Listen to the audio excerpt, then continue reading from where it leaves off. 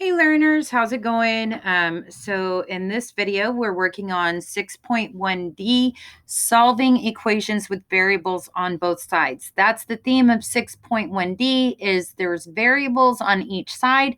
Today, the only thing we're adding is the distributive property. Of course, if you're following along, the handout is linked in the description below. On the instructions, it says use handout 6ABC examples to answer problems 1 through 6. Those YouTube videos are available. So I'm going to scroll down.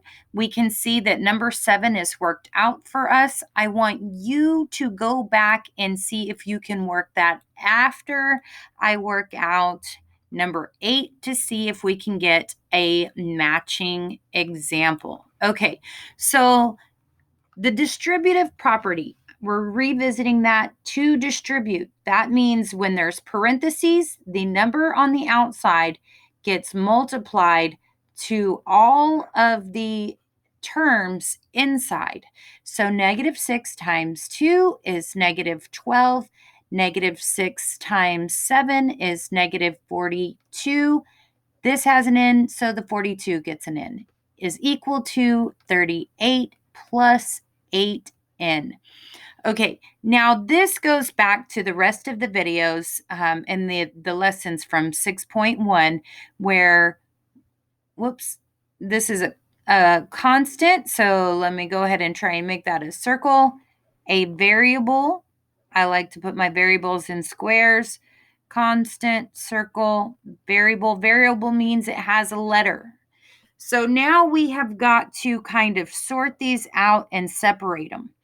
I like, if I have a negative variable, I like to move that one over to the positive variable to avoid negative numbers.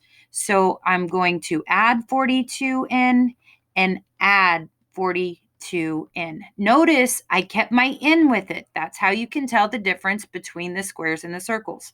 So this one, -12 drops down. -42 plus 42, that's 0, equals 38. And 8n plus 42n, that is a positive 50n. Now, if I go back and look at this again, constant, constant, variable. Okay, so now you can see I cannot have constants and variables on the same side. So I need to move my circles with my circles, and I will do so by subtracting opposite side, opposite sign. And the reason for that is you want to look at 38 minus 38. You need that to equal 0. I'm going to drop down this 50n, equal sign in the middle, -12 minus 38. That is a -50. And now the last step, I only need to know the value of one single n. So I am going to divide by 50 because this right here, 50 divided by 50 is 1n is equal to, what you do to one side, you do to the other. So don't forget this negative sign up here. -50 divided by 50 is a -1. So the answer to this problem is n is equal to -1. Remember, please go back, work out this example, and see if you can get a matching answer.